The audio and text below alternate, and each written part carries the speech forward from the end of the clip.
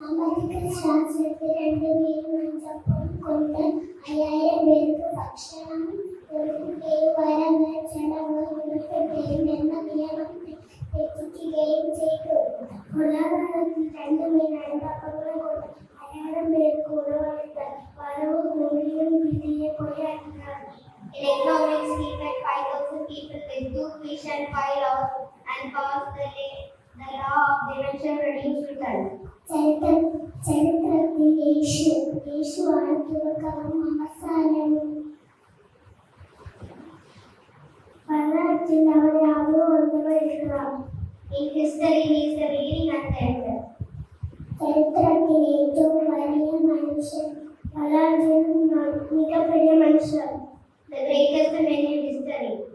യേശുവിന് ദാസന്മാരില്ലായിരുന്നു, എന്നാൽ അവനെ ഗുരു എന്ന് വിളിച്ചു. യേശു ഗുരുകളില്ല, എന്താണ് വളരെ മനസ്സിലാകും.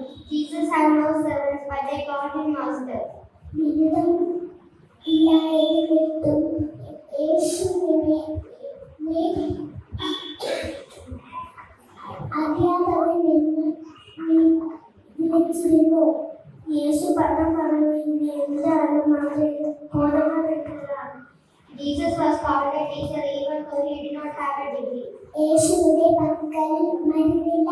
അവർ യേശുവിനെ സൗഖ്യനായകൻ എന്ന് പറഞ്ഞു. അവരുടെ അടുത്ത് മരുന്നില്ല, അവരെ ഗുണമാക്കുന്നില്ല.